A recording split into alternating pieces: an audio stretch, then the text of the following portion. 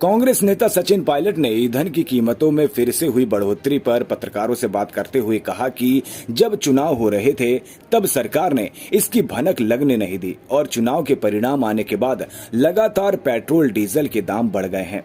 आज फिर बढ़ोतरी की है तो ये जो जनता पर बोझ डालना था तो इसे पहले बताकर करते तो क्या दिक्कत थी।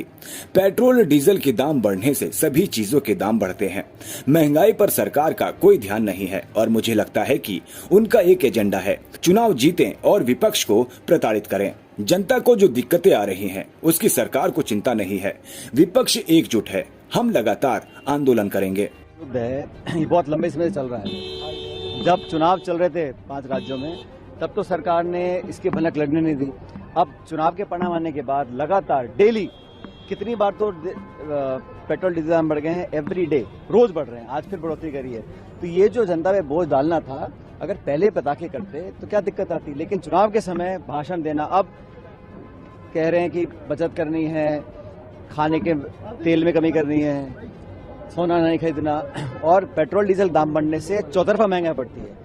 जब दाम बढ़ते हैं पेट्रोल डीजल के तो खाने के पदार्थ हो या कोई भी चीज महंगी हो जाती है।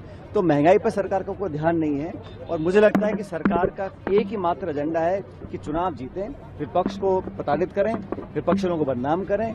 और खुद में जो अभी पेपर लीक हुआ नीट का, उसमें सरकार ने क्या किया, एक बार फिर जांच सीबीआई को दे दी है।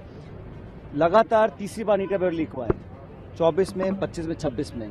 और ये जब पकड़ा जाता है तब कैंसिल करते हैं। ऐसे कितने पेपर हुए होंगे जिनमें नकल हुई होगी, लीक हुआ होगा, लेकिन कैंसिल नहीं किया।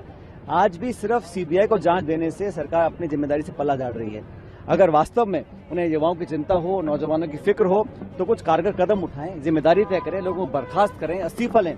वो सरकार करने को तैयार नहीं है। 22 लाख लोगों ने पेपर दिया था, इतने बच्चों ने आत्महत्या कर ली है। कल मैं झुंझुनू गया था, वहां एक गरीब दलित परिवार के बच्चे ने आत्महत्या की है।